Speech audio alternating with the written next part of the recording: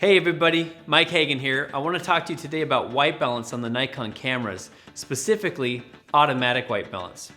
Now, automatic white balance is designed to automatically determine the colors in a scene and then render the colors neutral so that what you see on the camera looks like what you see in the real world.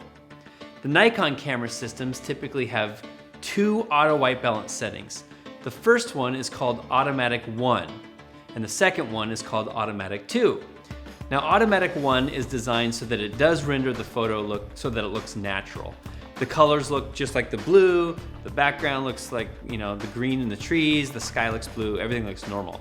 Automatic 2 is designed to render your photo so that it has warmer colors. It's similar to maybe photographing in an incandescent lighting environment, that nice, warm, indoor color cast. On the Nikon system, automatic white balance works really well in these two situations. The first one is when your color temperature is between maybe 3,500 Kelvin up to about 7,000 Kelvin. Anytime you're in that Kelvin range, automatic white balance will do a good job of rendering the colors accurately.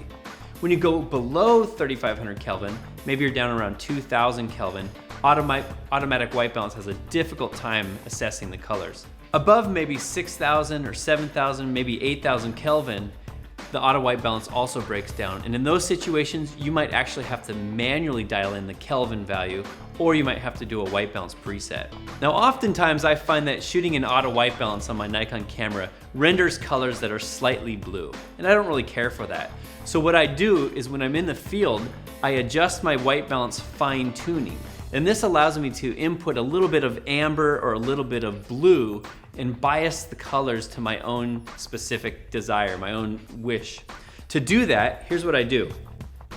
I push the white balance button on the top of the camera and then rotate the front dial or the sub-command dial to the left or to the right.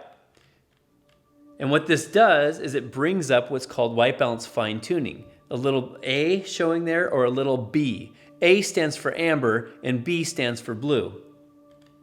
So if I know that my camera biases automatically the colors towards blue, then what I want to do is dialing a little bit of amber, maybe amber 2 or amber 3.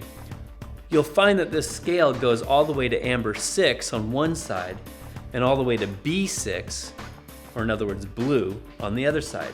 This isn't a dramatic movement, it's just enough to bias the colors slightly so that you end up being happy with the result.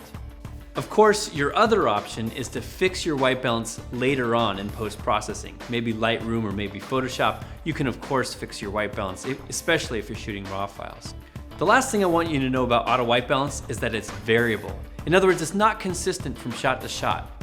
If you take a sequence of photos in the scene with the same lighting conditions from picture 1 to 2 to 3, what you'll find is white balance will vary ever so slightly in between all of those photographs.